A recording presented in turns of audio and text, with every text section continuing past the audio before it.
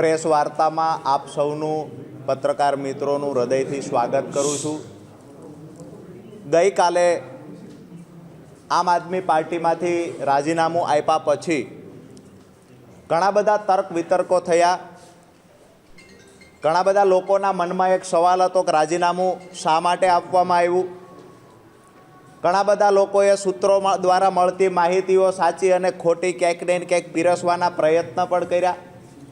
ક્યાંક ને ક્યાંક ખેડૂતોના મનમાં પણ એક શંકા ઉપજી, ખરેખર વાસ્તવિકતા શું છે, શા માટે રાજીનામું આપવું જોઈએ। તો આજે પ્રેસ વાર્તાના માધ્યમથી, આપ સૌના માધ્યમથી ગુજરાતના તમામ ખેડૂતો સુધી રાજીનામાના કારણો પહોંચાડવાના પ્રયત્ન કરવાના ભાગરૂપે આજે આપણે મળ્યા છીએ। ખાસ કરીને જેલવાસ દરમિયાન આમ તો હું જ્યારે જેલમાં હતો ત્યારે ઘણી બધી પોઝિટિવ, નેગેટિવ તમામ પ્રકારની વાતો અંદર અને બહાર થઈ છે। ક્યાંક ને ક્યાંક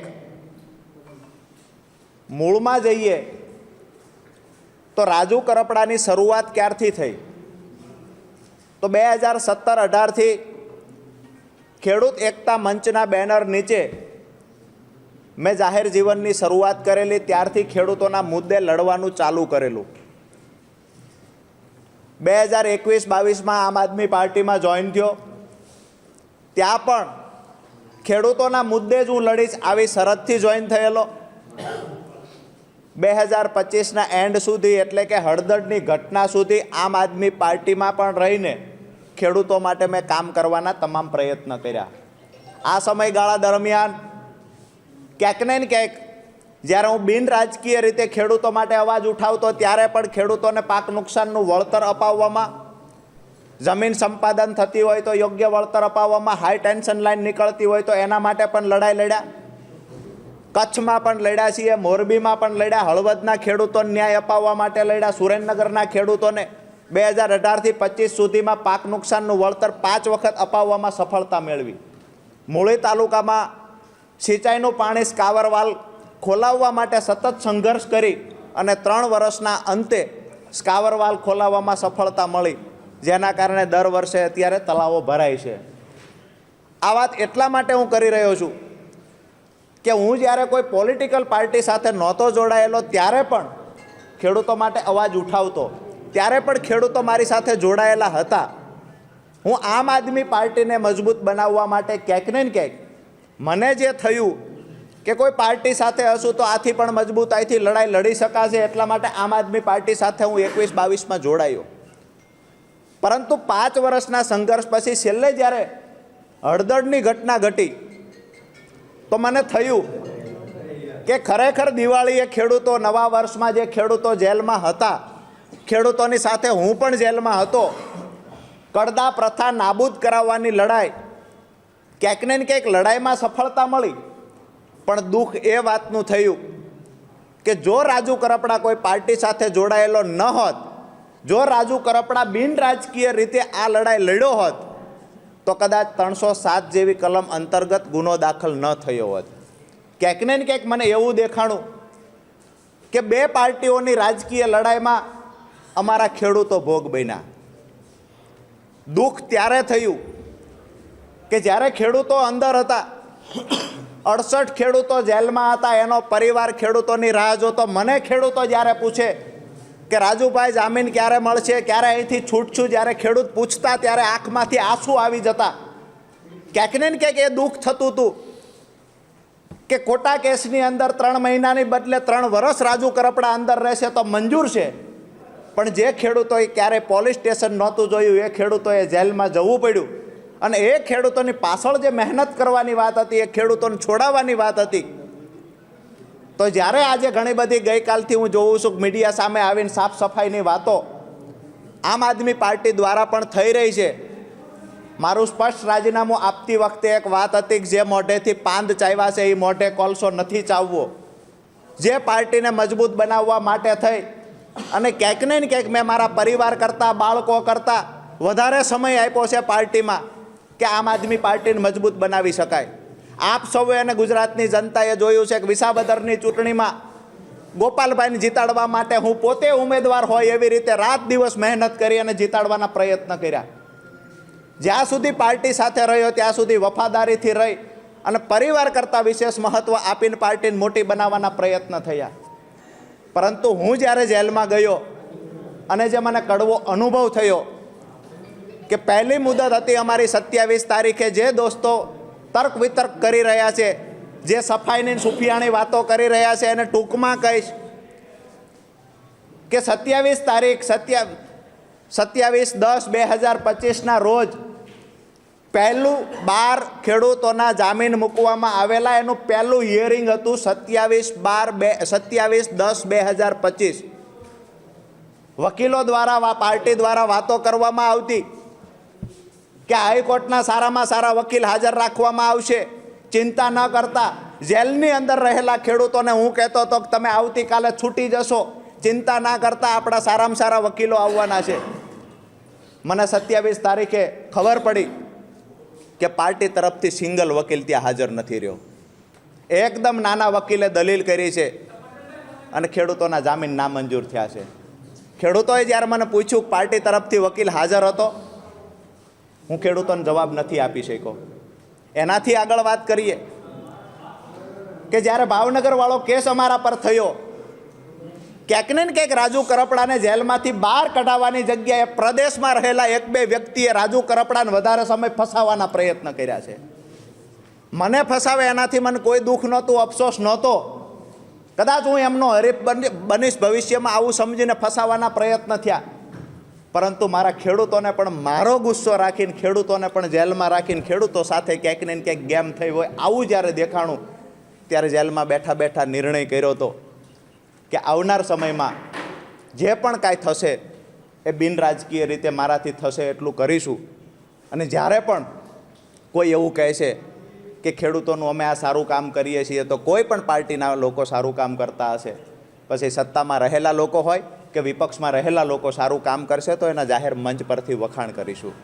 મહત્ત્વની વાત એ છે કે મારો વિડીયો જે મારી પર ભાવનગરમાં બીજો કેસ થયો, આ વિડીયો અમારી પાર્ટીના મહામંત્રીને માત્ર મેં આપેલો ને ત્યારે કહેલું હાજર થતાં પહેલાં કે આ વિડીયો 31 તારીખે ચલાવવાનો છે, એવી રીતે મારી પાસે માંગવામાં આવેલો. આજે હું એટલા માટે આ સફાઈ આપું છું કે સવાલો ઘણા બધા થાય છે પાર્ટી તરફથી. ગઈકાલથી ક્યાંક ને ક્યાંક મારા માટે નેગેટિવ ચલાવવાના પ્રયત્ન થાય છે. હું આજ પણ કહું છું કે હું મૂંગો બેઠો છું એટલું સારું છે. જો મારી જીભ ખુલશે, મારું મોઢું ખુલશે, તો લોકોને જવાબ દેવાના લાયક તમે લોકો નહીં રહ્યો. કારણ કે જે પણ મેં જેલમાં અનુભવ્યું એની સાથે સાથે જે પણ પાછળથી જે ગેમ થઈ છે એ ખરેખર ક્યારેય સ્વીકારી ન શકાય. પોતાના લોકો પાસે અપેક્ષા ન હોય એવી ગેમો થઈ છે પાછળથી. મેં જે વિડીયો આપ્યો હતો એ વિડીયો 31 તારીખે ચલાવવાનો હતો, એમાં પણ કાંઈ ભૂલો હોય તો એને એડિટ કરીને ચલાવવાનો હતો. એની જગ્યાએ 29 તારીખે વિડીયો રિલીઝ થઈ જાય છે, વાયરલ થઈ જાય છે. એ વિડીયો અંતર્ગત મારી પર ભાવનગરમાં ગુનો દાખલ થાય છે. એ ગુનો દાખલ થયા પછી મને 11/11/2025 ભાવનગર લઈ જવામાં આવે છે. ત્યાર પછી બીજા દિવસે મારા પરિવારને કહેવામાં આવે છે કે એ ગુનામાં જામીન મળી ગયા છે. હું સતત વારંવાર કહેતો રહું છું કે મને જામીન મળી ગયા હોય તો અહીંયા બીડો જમા કરાવો. મને 30/11 ખબર પડે છે કે એમાં જામીન નથી મળ્યા, પાર્ટી ખોટું બોલી રહી છે. મેં કહ્યું કે અમે ફરીવાર સેશનમાં જામીન મૂકો. સેશનમાં જામીન મૂક્યા. 4/12/2025 જામીન મૂક્યા. 4 મુદતો પડી 18 તારીખ સુધી, એટલા માટે કે અમારા તરફથી કોઈ વકીલ ત્યાં હાજર નહોતો. વિષય એ છે કે કાયદાની વાતો કરી, કાયદા કથાઓની વાતો કરી અને લોકોને સલાહ આપનાર વ્યક્તિ જ્યારે પાર્ટીના પોતાના પરિવારના લોકોને જ્યારે કાયદાકીય રીતે માહિતીની જરૂર હતી, કાયદાકીય સલાહની જરૂર હતી, ત્યારે મૌન થઈને બેઠા છે. ક્યાંક ને ક્યાંક વધારે સમય અંદર રહ્યા હોય તો મને એવું દેખાય છે કે પાર્ટીના અમુક પ્રદેશમાં રહેલા લોકોની નિષ્ક્રિયતાના કારણે અંદર વધારે સમય રહેવું પડ્યું છે. જે મદદ કરવાની હતી ત્યાં મદદ કરવાની જગ્યાએ ક્યાંક ને ક્યાંક નુકસાન કર્યું છે. એટલે મેં નક્કી કર્યું છે કે 2 રાજકીય પાર્ટીઓની લડાઈમાં ખેડૂતોના થતા કામ અટકી રહ્યા છે, તો બિન રાજકીય રીતે ખેડૂતોની સાથે રહીએ અને આવનાર સમયમાં ખેડૂતોના કામ કરીએ. વિષય એ છે કે કોઈ લોકો ગઈકાલથી એવું પણ ચલાવે છે કે રાજુ કરપડા ઉપર કોઈ એક કેસ છે, 2 કેસ છે, જેના કારણે રાજુ કરપડા ડરી ગયા. આ કેસ 10 વર્ષ જૂનો કેસ છે અને ત્યાર પછી હું જાહેર જીવનમાં આવ્યો ને ડંકાની ચોટ પર હળદરના કાર્યક્રમ સુધી હું લડ્યો છું. ક્યારેય મારા ચહેરા ઉપર કોઈ કેસનો ડર દેખાયો નથી અને જેલનો ડર નહોતો રાજુ કરપડાને પહેલાં કે નહોતો આવનાર સમયમાં. હું આજે પણ કહું છું કે જ્યારે ખેડૂતો પર અન્યાય થશે તો બિન રાજકીય રીતે આંદોલન રાજુ કરપડા કરશે. જ્યારે પણ ખેડૂતોનો અવાજ આવશે કે અહીંયા અમારે મદદની જરૂર છે તેને ખંભે ખંભો આપવાની તૈયારી રાજુ કરપડાની છે. અને જે લોકોને ડર હતો કે આંદોલન દરમિયાન કેસ થશે એ લોકો તો હળદળથી આવવાથી દૂર રહ્યા છે. અમે ખેડૂતોને કમિટમેન્ટ આપ્યું હતું હું હળદળમાં આવીશ અને હું એન પ્રકારે હળદળ પહોંચ્યો છું. એટલે જૂના કેસની કોઈ વાતો કરતા હોય તો લગભગ હું એવું માનું છું કે રાજકીય પાર્ટીમાં જોડાયેલા નેતાઓ 50%થી વધારે એવા છે જેના પર કેસ છે અને કેસ ચાલતો હોય તો એમાંથી નીકળવા માટેના 25 પ્રકારના લોકશાહીમાં દરવાજા છે. જી ગોપાલભાઈએ કોઈ કોન્ટેક્ટ ત્યાં તો નથી કર્યો, પણ અમને વચ્ચે જાણવા મળ્યું હતું કે પ્રવીણભાઈની મુલાકાત કરવાની ટ્રાય કરીને મુલાકાત ન આપી. મુલાકાત ન આપી એ ખબર ને એમને ટ્રાય કરીને એ પણ અમે જેલમાં ગયા પછી 2 મહિના પછીની ટ્રાય હતી. આ 2 મહિના સમયગાળા દરમિયાન ક્યાં હતા? બીજું કે એને નથી આવવા દીધા, પરંતુ જે વકીલો પાર્ટી તરફથી છે કમસે કમ વકીલોને તો મોકલવા હતા. એનાથી આગળ વાત કરીએ, અમારા કેસમાં શું ચાલી રહ્યું છે પરિવારને પૂછવાની ટ્રાય નથી થઈ. પરિવારે જ્યારે ફોન કર્યા છે તો એના માટે પણ જે વ્યવહાર ન કરી શકાય એવો બિહેવિયર થતા હોય છે. મેં પહેલાં જ કહ્યું કે જે મોઢે પાન ચાવ્યા એ મોઢે કોલસો ચાવવાનો મતલબ નથી, પરંતુ પાર્ટીમાંથી જે લોકો ગયા છે એને ક્યારેય લગભગ બીજા કોઈની વાત નથી કરી. શા માટે એને તકલીફ છે એ મને સમજાતું નથી, પણ હું એક વાત ચોક્કસથી કહીશ કે ગોપાલભાઈ આમ આદમી પાર્ટીને ક્યારેય ઊભી નહીં થવા દે. પ્રવીણભાઈ એવું કહે છે કે રાજુભાઈ ત્યારથી ચિંતામાં હતા. મને તો ચિંતા એ વાતની હતી કે 4.5 મહિનામાં મારી પાર્ટીનો એક પણ વકીલ અહીંયા મળવા શા માટે નથી આવતો. મને ચિંતા એ વાતની હતી કે મારા ફાધર જ્યારે પાર્ટીના સંગઠન મહામંત્રીને ફોન કરીને કહે છે કે રાજુભાઈના સમાચાર છે કે તમારે કોઈએ જેલે મળવા જવાનું છે, મારા ફાધરને કહેવામાં આવે મનોજ સોરઠિયા દ્વારા ગોપાલભાઈના કહેવાથી કે રાજુ કરપડા જેલમાં બેઠા બેઠા ગમે એટલા મેસેજ આપે, અમે લોકો નવરા નથી, અમારે 50 પ્રકારના કામ છે. દુઃખ મને એ વાતનું હતું. લડવાની મેં કોઈ વાત નથી કરી. મારી વાત એટલી છે, મને કોઈ મળવા આવ્યું નથી, સિંગલ ટાઈમ મળવા આવ્યું નથી. મારી મુલાકાત ઓલરેડી મારા પરિવારને અઠવાડિયે એકવાર આપવામાં આવતી હતી. આનાથી વિશેષ બીજા મારા સંબંધીઓને પણ મુલાકાત દેવામાં નહોતી આવતી. તો ભાજપના નેતા મળવા આવતા, ફલાણા લોકડા ઢીકડા નેતા મળવા આવતા હતા. ગઈકાલથી આજે ચલાવવામાં આવે છે, કેસવાળી વાત ચલાવવામાં આવે છે. મને ક્યાંક ને ક્યાંક એવું લાગે છે કે રાજુ કરપડા આમ આદમી પાર્ટીને મજબૂત બનાવવા માટે 2021થી 25 સુધી કામ કર્યું ત્યારે રાજુ કરપડા સારો હતો. આજે રાજુ કરપડાએ કહ્યું કે મારે આમ આદમી પાર્ટી સાથે અમે કામ નથી કરવું, તો રાજુ કરપડા ખરાબ થઈ ગયું. મારી ખુલાસા સાથે ખુલીને હું વાત કરીશ, કોઈ કુલડીમાં ગોળ ભાંગવાની વાત નથી.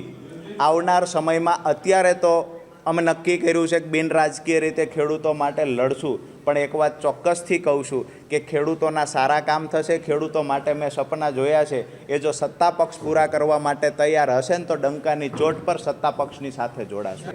મારું બીડું જમા કરાવવા મારા કાકા આવ્યા હતા અને મારા કાકા બીડું જમા કરાવવા આવે એનાથી જો કોઈને વાંધો હોય તો સ્વાભાવિક છે સીસીટીવી જાહેર કરીને ચેક કરી લેવું જોઈએ. બીડો જમા કોણ કરાવવા આવ્યા છે એની સિગ્નેચર પણ ત્યાં થતી હોય છે. મારો બીડો જમા કરાવવા રામકુભાઈ કાથડભાઈ કરપડા આવ્યા હતા, જે મારા કાકા છે. હેમંતભાઈ ખવા ભાઈ, અમારે ચૈતરભાઈ, આ લોકોએ સપોર્ટ આપવાના પૂરતા પ્રયત્ન કર્યા. ઈસુદાનભાઈ છે તો એના માટે પણ મને એવું નથી લાગતું કે એને પણ ક્યાંય નેગેટિવ કર્યું હોય, પરંતુ જે વ્યક્તિ માટે થઈને અમે રાત દિવસ મહેનત વિસાવદરમાં કરી હતી એ માણસ એની ફરજ ચૂકી ગયા છે. 4.5 મહિના અમે લોકો જેલમાં રહ્યા, વારંવાર મેસેજો આપ્યા છે. અઠવાડિયામાં 3 ફોન અમારા પરિવારને થતા નિયમ મુજબ. આ 3 ફોનમાં અમે પરિવારને વારંવાર કહ્યું છે કે પાર્ટીને કહો અહીંયા કોઈ લીગલ વકીલને મોકલે, વકીલ સાથે અમારે ઘણા બધા સમાચારની આપ લે કરવી છે. આજે દુઃખ સાથે કહેવું પડે કે 4.5 મહિનામાં એક પણ વખત વકીલ મુલાકાત જેલમાં પાર્ટી તરફથી ન થઈ. હજુ કહું, હું કોઈ પાર્ટીમાં નથી જોડાવાનો. આવી વાત હું ગોળ ગોળ કર્યા પછી જોડાઈશ આવો કોઈ વિષય નથી.